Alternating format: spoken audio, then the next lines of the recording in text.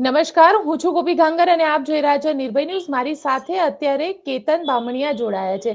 દાહોદ જિલ્લામાં સામાજિક આગેવાન છે અને દાહોદ જિલ્લાની અંદર ભીલ પ્રદેશના મુદ્દે ત્યાં આગળ જે બેનર એક જે ભગવાન બિરસા મુંડાની પ્રતિમા હતી ત્યાં આગળ આઈ લવ ભીલ પ્રદેશ આવું લખાયું અને ભીલ પ્રદેશને લઈને જે રીતે કુબેર ડિંડોરે કીધું હતું અને એક નવો વિવાદ છેડાઈ ગયો છે. હવે કેતનભાઈ પાસેથી સમજીએ. કેતનભાઈ, શું કહેશો જે રીતે ભીલ પ્રદેશની માંગ અને એમાં પણ ખાસ કરીને દાહોદના એ જે સર્કલ છે સર્કલો જ ઉપર લખવામાં આવ્યું આઈ લવ ભીલ પ્રદેશ.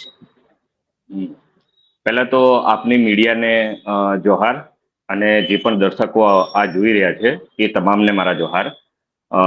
મૂળ મુદ્દાની જે શરૂઆત છે એ એટલીસ્ટ બિરસા મુંડા ચોકથી થઈ, લીમખેડા ચોકથી. એમાં દરેક આ ઓલરેડી જે ભીલ પ્રદેશની મોમેન્ટ છે એ મોમેન્ટ અત્યારથી નથી ચાલતી, આ લગભગ ઘણા લાંબા સમયથી ચાલે છે. એટલીસ્ટ અંગ્રેજોનું શાસન હતું ત્યારથી ચાલતી હતી. ક્યાંક આ ગર્ભિત જે જનજાગરણ છે અથવા તો જે ભીલ પ્રદેશની માંગ ઉઠી રહી છે એમાં એક સ્વાભાવિક રીતે આર્ટિફિશિયલ જે કલ્ચરલ મોમેન્ટ દેખાડવાની હતી. તો એમાં ચિત્રની અંદર જય ભીલ પ્રદેશ કે આઈ લવ ભીલ પ્રદેશ લખાયું છે. એ લખાયા પછી ત્યાર પછી એનું જ ઉદ્ઘાટન સ્થાનિક છે ત્યાંના સંસદ છે જસવંતભાઈ ભાભોર સાહેબ, એમના હસ્તે એનું ત્યાં ઉદ્ઘાટન કરવામાં આવ્યું. ત્યારે પણ આને ધ્યાન નહોતું કરવામાં આવ્યું, પણ એના અઠવાડિયા પછી કોઈ મીડિયા માધ્યમથી આને હાઇલાઇટ કરવામાં આવ્યું. બાકી આની નજર કોઈ પર પણ નહોતી કે આ કંઈક એવું મોમેન્ટ છે, એને એક સામાન્ય રીતે જ લેવામાં આવ્યું. પણ ત્યાર પછી આઈ લવ ભીલ પ્રદેશને ભૂસવામાં આવ્યું ત્યાંના સ્થાનિક દ્વારા, કે એટલીસ્ટ પંચાયત દ્વારા કહેવામાં આવ્યું છે, કોઈ એવું કહે છે, કોઈ તંત્ર દ્વારા કહેવામાં આવ્યું છે, કોઈ એમ કહે છે કે રાજનીતિક દ્વારા કહેવામાં આવ્યું. અને જ્યારે એને ભૂસવામાં આવ્યું ત્યારે દરેકની નજર ગઈ છે કે આઈ લવ ભીલ પ્રદેશ ભૂસવા પાછળના કારણો શું છે, અથવા તો આ કોને નડ્યું, કેવી રીતે નડ્યું. અને બીજી બાજુ કુબેરભાઈ ડિંડોર દ્વારા આજ એક કોઈ સ્ટેજની અંદર બોલવામાં આવ્યું કે આ ભીલ પ્રદેશની જે મોમેન્ટ છે એ એટલીસ્ટ ખોટી મોમેન્ટ છે અથવા તો તથ્ય નથી. પણ હું એમને પણ કહેવા માંગુ છું, આ તથ્ય નથી, એ ફક્ત સ્ટેજ પર બોલવાથી થાય છે. આને જે ઓલરેડી આની જે મોમેન્ટ છે એટલીસ્ટ અત્યારથી નથી ચાલતી. બ્રિટિશ શાસન વખતે 1896 અંદર સૌ પ્રથમ એક ભીલખંડ તરીકેનો નકશો બનાવવામાં આવ્યો હતો. અને આ ભીલખંડના નકશા પછી જેમ જેમ વર્ષો વીતતા ગયા ભીલ પ્રાંતની પણ માંગ થઈ છે, ભીલ રાજ્યની પણ માંગ થઈ છે, જાંબુખંડ તરીકે પણ માંગ થઈ છે. ભીલ પ્રદેશની માંગ લગભગ દેશની આઝાદી પછીથી આ માંગને તેજ બનતી બનતા મધ્યપ્રદેશની અંદર, રાજસ્થાનની અંદર, મહારાષ્ટ્રની અંદર અને ગુજરાતની અંદર આ માંગ તેજ બની છે. એના ઘણા કારણો છે કે તથ્યો પર સાબિત કરવાની વાત નથી, ઘણા કારણો છે. કે આદિવાસી જે વિસ્તાર કહેવાય છે, આદિવાસી વિસ્તારની અંદર જે સરકાર સાથે અમે ડિમાન્ડ કરીએ છીએ, સરકાર આ વિસ્તારને આગળ કઈ રીતે લઈ જાય, આગળ કેવી રીતે આવે, જે ગરીબીની રેખામાંથી બહાર નીકળે, એ દરેક મુદ્દાઓ એટલીસ્ટ સરકાર આને કેટલું ધ્યાન પર લે છે અને નથી લેતી, એ આ દરેક બાબતોને લઈ અને જે પણ અમારી અહીંયાની રજૂઆતો હોય છે એ રજૂઆતોને પણ કેટલી વાર ઇગ્નોર થાય છે, કેટલા લોકો અહીંયાથી પલાયન થાય છે. અને એટલીસ્ટ પર હેડ ઇન્કમ જોવામાં આવે ને એક એક વ્યક્તિની, એ પણ આજે એક નજીવી રેખાઓની અંદર ગુજરાતમાં અત્યારે કેટલા લાસ્ટ પેપરમાં એક પેપરમાં અમે વાંચ્યું હતું કે સૌથી ગરીબ જિલ્લો કયો, તો ગરીબ વિસ્તાર કયો, તો એને દાહોદ ગણવામાં આવ્યું. તો એટલીસ્ટ અત્યાર સુધી તમે આને ગરીબીની રેખામાં જ રાખ્યો છે કે પછી રેખામાં તમે લાવી નથી શક્યા. આ એક ગરીબી રેખામાં અથવા તો સૌથી વધુ પલાયન ક્યાંથી થાય છે, સૌથી વધારે મજૂરો ક્યાંથી આવે છે, તો આદિવાસી વિસ્તાર દાહોદ વિસ્તારથી જ આવે છે. તો આ દરેક માંગો શું સરકારને નથી દેખાતી? જેટલી પણ રાજનીતિક પાર્ટીઓ છે શું એમને નથી દેખાતી? આ એવી કેટલી માંગો છે. હા, અહીંયા જે પણ પાણી પહાડીમાંથી આવતા પાણી છે એ પાણી અન્ય વિસ્તારોમાં આપવામાં આવે છે, જેમ કે નર્મદા ડેમ છે, તો નર્મદા ડેમનું પાણી આદિવાસી વિસ્તારોમાં ક્યાંય લાભ થયો હોય એવું બતાવો. અથવા તો આટલી અમે માનીએ છીએ કે ટ્રાઇબલ બેલ્ટ છે થોડો ઊંચાઈ ઉપર છે, પણ એ ઊંચાઈ પર પણ પાણી પહોંચાડવા માટેની અત્યાર સુધીની જે વાતો છે એમાં તથ્યતા કેટલી, એ હું કુબેરભાઈ ડિંડોરને પૂછવા માંગુ છું. અને હા, નો ડાઉટ કે સ્થાનિક ધારાસભ્ય લીમખેડાની અંદર શૈલેષભાઈ ભાભોર છે, એમને પણ મને લાગતો સુધીમાં આના પર કોઈ વાંધો નહોતો, કે જે છે છોકરાઓ કરે છે અથવા તો યુવાઓ એમની રીતે કંઈક માંગે છે તો એ એમની રીતે કરે છે એટલીસ્ટ. પણ આ વાંધો એક શિક્ષણ મંત્રી તરીકે કદાચ એ એમની મૂળ જે શિક્ષણ મંત્રી તરીકેનું અત્યાર સુધી કરવું જોઈએ એ નથી કર્યું, એનો ઢાક પીછોડો કરવા માટે આ કરે છે કે ફક્ત એમનો રાજનીતિક બચાવ કરવા માટે આ કરે છે? એ એમનું એમ કેવું છે કે આ બધા રાજનીતિક મુહિમ છે. આ રાજનીતિક મુહિમ નથી, આ એક સામાજિક મુહિમમાંથી ઊભું થયેલું છે. અને ભીલ પ્રદેશની માંગ ધીરે ધીરે જે તીવ્ર બની રહી છે આવનાર સમયની અંદર એ તથ્યો સાથે, અને ઓલરેડી એના માટે અહીંયા એક ભારત આદિવાસી પાર્ટીનું નિર્માણ પણ થયું છે કે જે સ્પેશિયલ બીએપી ભારત આદિવાસી પાર્ટી જે આઈ લવ ભીલ પ્રદેશ માટે, ભીલ પ્રદેશ માટેની માંગ સાથે લડે છે. અને આર્ટિકલ 2 અને આર્ટિકલ 3 ની અંદર આની રજૂઆત છે જ. હા, બોલો બોલો. કેતનભાઈ, એ આની સમજવું છે રજૂઆત કે ભીલ પ્રદેશ કેમ અલગ જોઈએ છે, મને એ જ નથી ખબર પડતી. ગુજરાતને આટલું વિકસિત રાજ્ય ગણાવ્યું છે, દેશની અંદર ગુજરાતની વાત થઈ છે, અને તમારે એમાં જ એક અલગ ભીલ પ્રદેશ જોઈએ છે. ગુજરાત મોડેલ જે રીતે એડવર્ટાઇઝિંગ અને પ્રેઝન્ટ કરવામાં આવે છે એમાં આબુથી ઉમરગામની સ્થિતિ શું છે એ એટલીસ્ટ દરેકને ખબર છે કે એની સ્થિતિ શું છે. એટલીસ્ટ આબુથી ઉમરગામની સ્થિતિ એટલે કે ભીલ પ્રદેશની માંગમાં ગુજરાતના 16 જિલ્લાઓ થાય છે. એ રીતે મધ્યપ્રદેશનો ભાગ છે, રાજસ્થાનનો ભાગ છે, મહારાષ્ટ્રનો ભાગ છે. આખો ટ્રાઇબલ બેલ્ટ છે. તમે આખા ભારત ભ્રમણ કરશો ને ત્યારે તમને આનું એક વિભાજિત થયેલી સ્થિતિ જોવા જ મળશે કે તમે મધ્યપ્રદેશથી નજીકનો અહીંયા અમારે ઝાબુઆ અને અલીરાજપુર છે, ત્યાંથી જ તમને એની રેખા દેખાઈ જશે કે આ વિસ્તાર હજુ સુધી પછાત કેમ રાખવામાં આવ્યો છે, આ વિસ્તાર પર ડેવલપ કેમ નથી કરવામાં આવ્યું. એટલીસ્ટ એવું નથી, આ જયારે દેશ આઝાદ થયો ત્યારે શું કેન્દ્રએ આ વસ્તુએ ધ્યાન કેમ ના રાખી? હા, ભીલી બોલી એ આ હજુ પણ ભીલી બોલી અહીંયા બોલાય છે. ભીલ નસ્લથી એક બોલીનો ઉદ્ભવ થયો એ ભીલી બોલી. અહીંયાના તમામ લોકો આ બોલીનો ઉપયોગ કરે છે. એ વખતે જયારે એવું હતું કે ભાઈ ગુજરાતી બોલી બોલાય છે તો એને ગુજરાત, જે તે મુંબઈ પછી મહાગુજરાતની ચળવળ પછી ગુજરાતને સ્થાન મળ્યું છે, રાજસ્થાનને એમની રીતે સ્થાન મળ્યું છે, તો શું એ વખતે દરેક આખા ભારતની અંદર તમામ બોલીઓનો મહત્વ રાખવામાં આવ્યું હતું? તો એ વખતે શું આ ભીલી બોલીનું મહત્વ નહીં રાખવામાં આવ્યું હોય? કેમ આદિવાસી વિસ્તારને 4 ભાગમાં વિભાજિત કરી દેવામાં આવ્યા? એક ગુજરાતમાં મૂકી દેવામાં આવ્યા, મહારાષ્ટ્રમાં મૂકી દેવામાં આવ્યા. મહારાષ્ટ્રની બોર્ડર પર પણ જે કોકણી જે બોલી બોલાય છે એ કોકણી ભીલી બોલી કહેવાય છે. એટલે એમાં થોડા મરાઠી શબ્દો એડ થયા. આદિવાસી સમાજને 4 ભાષાઓમાં વિભાજિત કરી દીધી હોય ને એવી પરિસ્થિતિનું સર્જન થયું છે. અને જ્યારે બોલીનો વિનાશ થાય છે ત્યારે ત્યાંની સ્થાનિક પ્રજાનો સંપૂર્ણ રીતે વિનાશની આરા પર આવી જાય છે. અને સરકારને એવું નથી 4 ભાગમાં વિભાજિત થયા પછી કે આનું ડેવલપિંગ થશે. હાલ તારીખમાં પણ પેપરોમાં અમે વાંચીએ છીએ કે હજુ એમને સામાન્ય પ્રવાહમાં લાવવાના પ્રયત્નો થઈ રહ્યા છે. શું સામાન્ય પ્રવાહમાં લાવવાના નામે અહીંયાના આ વિસ્તારને કેવી દિશામાં લઈ જવા માંગે છે? તમામ માંગ, હા, હજુ તમને કદાચ એવો વિચાર પણ આવતો હોય કે ભાઈ અહીં ઇકોનોમી જનરેટ કેવી રીતે થશે? ગુજરાતનું હાલનું ઇકોનોમીનો રેશિયો, કુબેર ડિંગોર હાલ પણ એ જ વાત કરી રહ્યા હતા કે ત્યાં આગળ પૈસા કઈ રીતે જનરેટ કરવામાં આવશે, સરકાર કઈ રીતે કે વાત કરી રહ્યા છે. ઇકોનોમી જનરેટનો ગુજરાતનો જે હિસ્સો છે એનો આબુથી ઉમરગામ સુધીનો ઇકોનોમીનો જનરેટ રેશિયો જોઈ લેવાનો. ભાભરા અલીરાજપુરથી ઠીક ઇન્દોર સુધીનો ત્યાંનો જનરેટ રેશિયો જોઈ લેવાનો, રાજસ્થાનનો જોઈ લેવાનો. આ 4નો જનરેટ રેશિયો, એ ઇકોનોમિક જનરેટ રેશિયો એ ઓટોમેટિક ખબર પડી જાય છે. તમામ અહીંયાના ખનિજ સંપત્તિ, વન સંપત્તિ, જમીન સંપત્તિ, જેટલી પણ ખેત પેદાશ છે એ ખેત પેદાશની અંદર દાહોદની અંદર જે અનાજ માર્કેટ છે એ ઊંઝા પછીનું બીજા નંબરનું માર્કેટ છે. તો એટલીસ્ટ આ એ જે તે વખતની શરૂઆત છે. ત્યાર પછી આને કેટલું ઇગ્નોરેશન કરવામાં આવ્યું છે. અને ત્યાર ઇકોનોમિક જનરેશનની અંદર આખું જે સિરામિક રાજસ્થાનની બોર્ડર, જે દક્ષિણ રાજસ્થાન કહેવાય છે, એટલે ખનિજ સંપદા એટલી છે કે ઇકોનોમી જનરેટ કરવામાં બહુ સરળતા રહી શકે છે. પણ ત્યાં તો છતાંય economy generate well and good Rajasthan પણ એનું કરી શકતું હતું, વેલ એન્ડ ગુડ ગુજરાત પણ કરી શકતું હતું.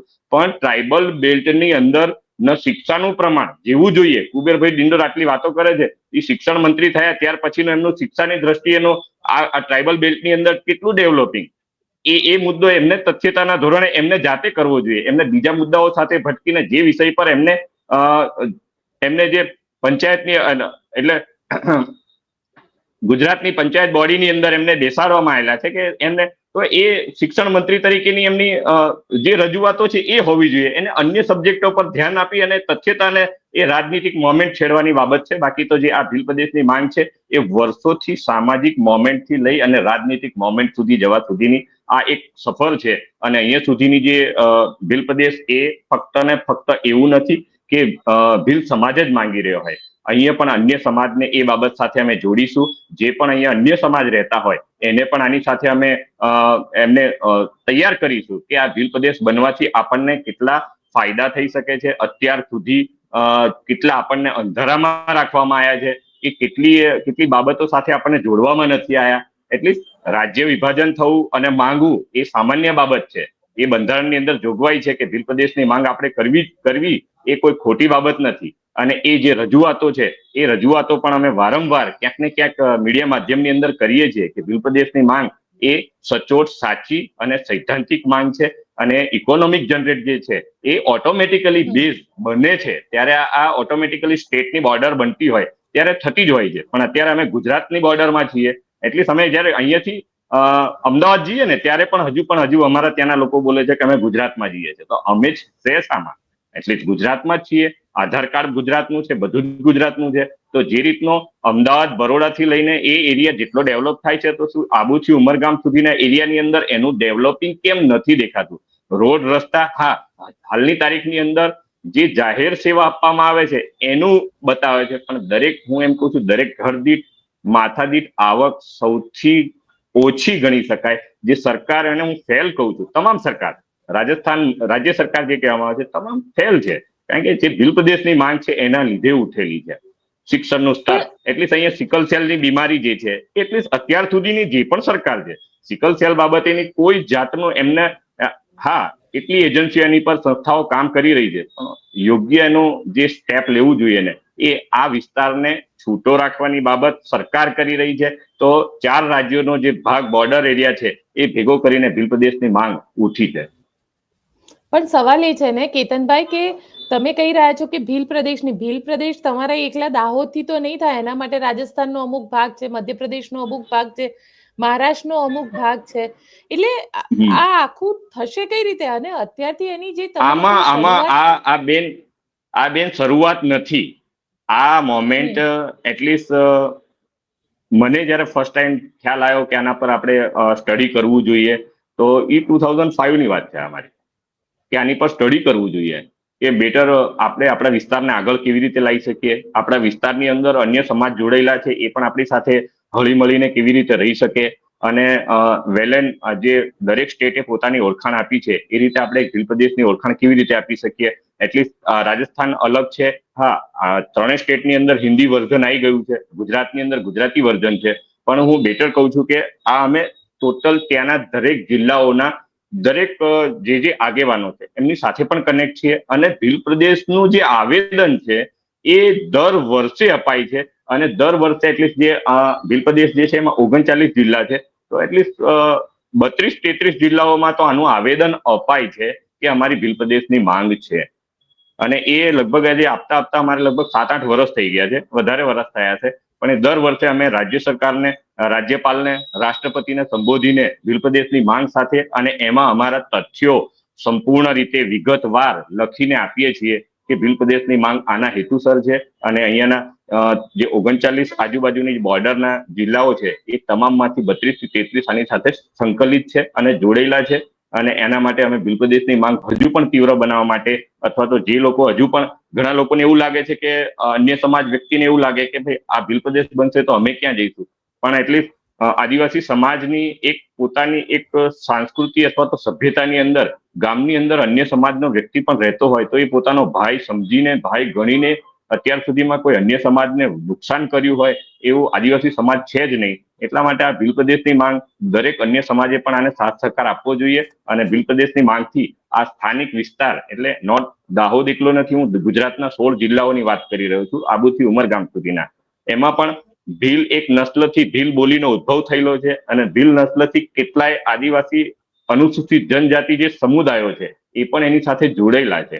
એ તમામની બોલી એક જ છે, જે ભીલી બોલીના આધારે ભીલ પ્રદેશની માંગ ઉઠી છે.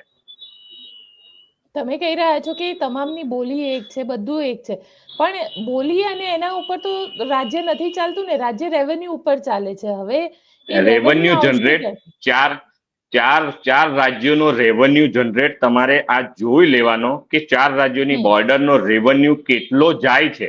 એ ચાર રાજ્યોની બોર્ડરનો રેવન્યુ ભેગો થાય ને, એ હું માનું છું ત્યાં સુધી 60% તો રેવન્યુ ઇકોનોમી જનરેટ થવામાં બહુ સરળતા રહે છે. એ ઓલરેડી અમે આનું આખું જે કેલ્ક્યુલેશન છે એ કેલ્ક્યુલેશન પણ કરેલું છે કે ઇકોનોમી જનરેટ થતા કોઈ વાર લાગતી નથી.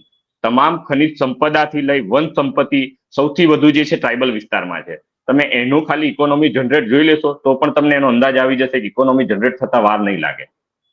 અને જ્યાં અચ્છા. જ્યાં નાના, મતલબ જે રાજ્યો નાના બન્યા છે, છત્તીસગઢ ઝારખંડની વાત કરીએ છીએ, એ પણ એમાં લગભગ 80% ટ્રાઇબલ એરિયા છે. છત્તીસગઢ પણ ટ્રાઇબલ એરિયા છે. ત્યાંની ઇકોનોમી જનરેટ થતા એટલી ગુજરાતને જેટલી વાર લાગી છે એના કરતા અડધા સમયની અંદર એ જનરેટ થયેલું છે.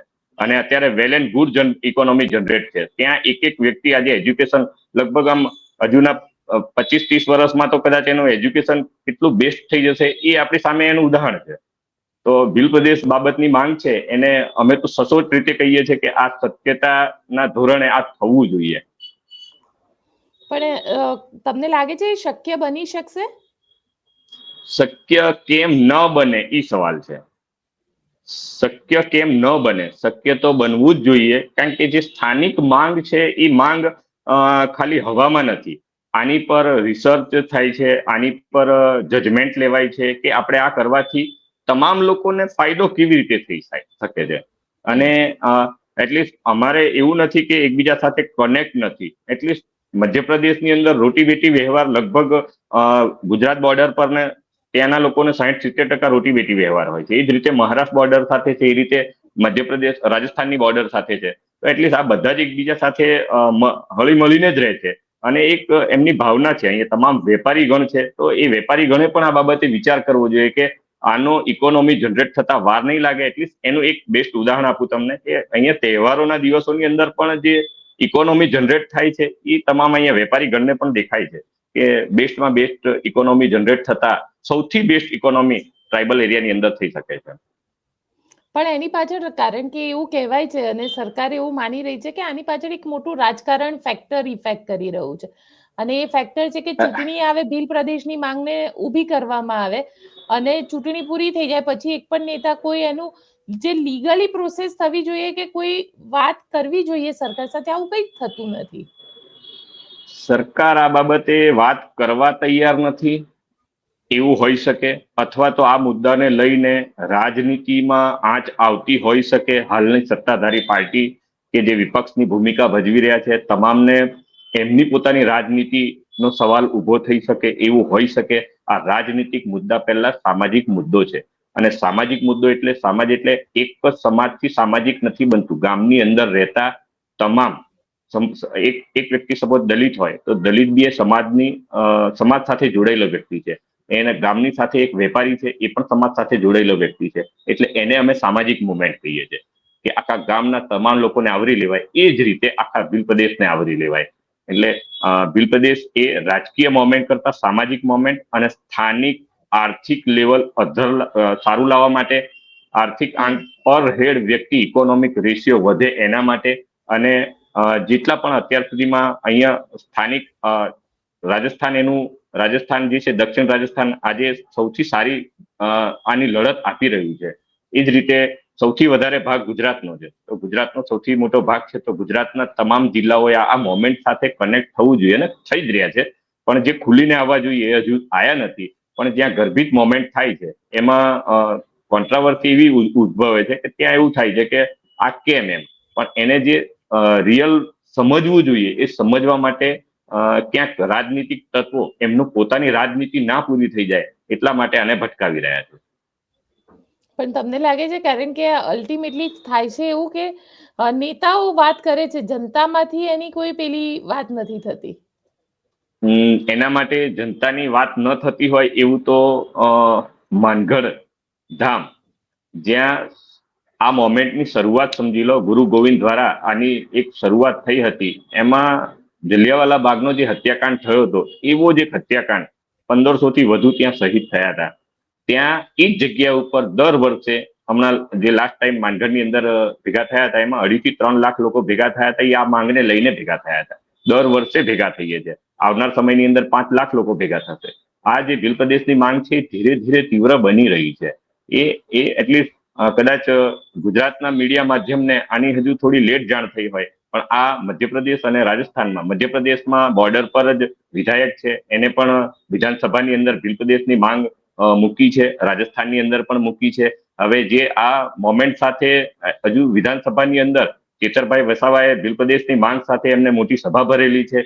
એની આગળ છોટુભાઈ વસાવાએ બીટીપી હેઠળ એમને ભીલ પ્રદેશની માંગ મૂકેલી છે.